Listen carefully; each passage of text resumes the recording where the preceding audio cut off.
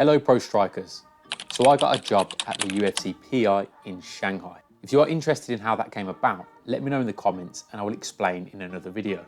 This video will be about my experience as a foreigner in Shanghai so far and a tour of the PI, talking about what my job will consist of.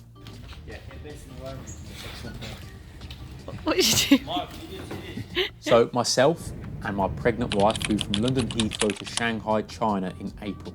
We've been here for a few weeks and it's been a great experience so far. Shanghai is a really beautiful city. For a mega city, it's extremely clean and it feels like one of the safest places I've ever been. As a man from Birmingham, I can say at no point do I feel like a crackhead is going to try and snatch my shit. Two things you need to know when visiting China as a foreigner. You'll need a VPN to access social media sites like Instagram, YouTube or Facebook. Access your Gmail and basically do anything Google related. You'll also need a Chinese SIM card and pretty quickly, as everything here is paid via your phone. You'll have to download a Chinese application called Alipay and attach your bank card to it. I recommend banking with Monzo as NatWest are absolute crap and blocked my card on literally the second purchase, despite me informing them weeks ago that I'd be here. Alipay features everything from ordering DDs, essentially the Chinese version of Uber, to paying for pretty much any and every purchase in-store or online. Shanghai is basically a cashless society now. Unfortunately people, it's the future. Now the people of Shanghai have been overall absolutely lovely. You might see an old granny cough up a load of phlegm and dispose of it on the concrete, but it's few and far between, and the hospitality of the locals has been extremely accommodating, and they absolutely love a pregnant bird. We found a lot of people will know very basic English here, and I know a little bit of Chinese from my previous time. War Yao Meisha Cafe was an essential, so between that you can get by no problem, although that is not the case in other parts of China. The phone payments in the DD app has been a game changer since I last came here, which makes finding our way around this vast city seamless. Let's get onto the job. The UFC have put me up in a hotel as I await the processing of my work permit and visa.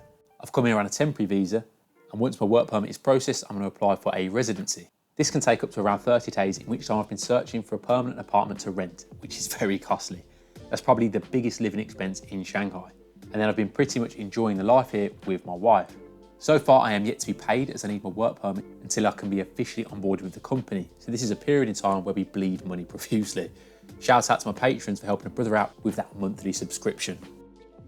My role at the PI is an interesting one. If you don't know anything about the UFC Performance Institute, it's basically the spearhead for mixed martial arts development. The Vegas Institute is the headquarters, directed by former UFC champion Forrest Griffin, granting access to all the fighters on the UFC roster. That's where the fighters can go for training camps and have out-of-camp testing, checking their body composition, how strong and fast they are, and everything else in between. The Shanghai Institute, and now also the PI in Mexico, focus on regional development in Asia and South America, as well as providing the same services to UFC fighters with regards to in-camp use of facilities and testing as the Vegas Institute. The director of the Shanghai PI, my boss, is fellow Brit Dean Amasinga, who has been at the helm since the Shanghai Institute opened in 2019. Dean has done a few interviews and podcasts on YouTube with John Gooden and Dan Hardy. They're definitely worth checking out if this is something you're interested in knowing more about. My job here is as the senior MMA coordinator. One of my best friends, Mark Timms, me and him have travelled around the world together for the best part of 4 years, going to America, Australia, and ending up in China.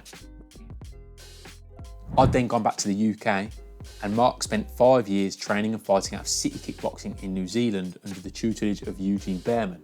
This was until he became accepted for this job as the head striking coach at the Shanghai PI about 6 months ago. So Mark had spent a load of time with Israel Adesanya, and I'd been spending my time with the Renegade Boys in Birmingham with the likes of Leon Edwards. And now we merge forces in this opportunity at the Shanghai PI under the management of Dean Amasinga. So I'm Mark's, what you might say, deputy. I'm supporting him in his role of overseeing the development of striking. Mark is essentially structuring the syllabus and I'm helping to support and administer it to the athletes based here. The Shanghai PI sponsors around 30 athletes who are all aspiring to become UFC fighters. This is what differs to the Vegas Institute, which isn't focused on grassroots development in America. The PI runs and hosts a tournament called Road to UFC, which you might have heard of.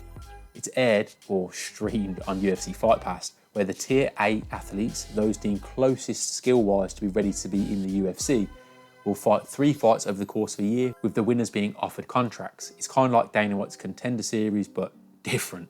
So the PI in Shanghai consists of A-class, B-class, C-class, and D-class tier athletes.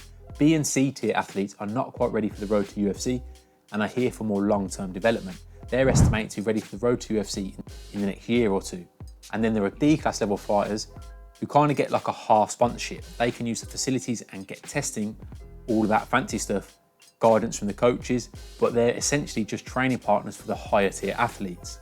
They have their own managers and will organise their own fights if they want to fight at all, whereas the other tier athletes have their fights organised by us, the UFC. As staff, we organise a training regime for these athletes, corner them where needed, and prepare them for the big leagues. The facility here is unbelievable. It's a coach's dream. The Shanghai Pi has been a major investment for the UFC's growth in Asia, with UFC Vice President of Asia, Kevin Chang, being the man to push it. The facility is 3 times the size of the PI in Vegas, which is like unbelievable. That blew my head off. And it possesses every piece of equipment a fighter could possibly need or imagine, and then some. Departments that specialise in strength conditioning, recovery and injury rehab, a team of nutritionists, and then us as coaches providing in-person tuition, scouting reports on opponents for upcoming fights for the B, C and A class tier fighters, and bespoke training programs for individual athletes working on their strengths and weaknesses. This is with us all on hand, helping these sponsored athletes become the best versions of themselves. Yeah, it's completely ridiculous. I see no reason why a fighter based here fails outside of bad luck, like blowing their knee to pieces in a freak moped accident, or they're just completely lazy and have no business being a professional fighter. That is the unique thing about fighting, and I've talked about this in previous videos. You can be the most special athlete in the world, but if you haven't got the drive and desire, the will, then you're just not going to make it. So for me, as a humble personal trainer in the UK, working freelance to help fighters on an hourly rate, I was not getting paid that much. I wasn't getting a percentage of purses like what you'd see at these bigger gyms. Whilst I was also chasing the YouTube silver plat dream. Now with a baby on the way, this opportunity could not have come at a better time for me, as it's the first time in my adult life I have some sort of stability to my work and income. As you can imagine, the YouTube videos fluctuate, so I could be set to make anything from £1 to at one point in time £1,000 in a month. Yeah, that month was a special one, red panty night. Wife, baby, we done it. We're rich, baby. Conor McGregor made us rich. Break out the red panties. So yeah, this was really needed for me as a grown man that needs to support himself and a child.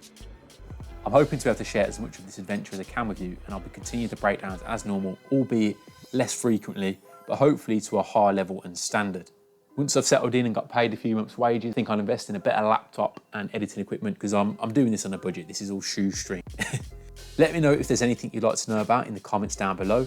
If there's anything about the PI you're interested, or just living in China, and maybe I can make some videos about it. Pro striking here in Shanghai on a foggy and smoggy day. We'll catch you later.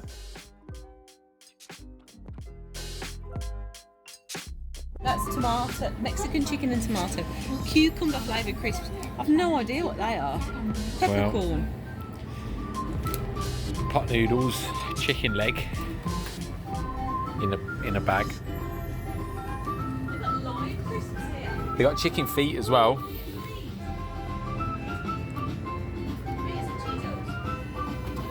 That's a foot. Where are you? Where? No, we need shui. Shui. Coffee. That's not coffee, that's crisps. No, the voice said it. We need 2 waters.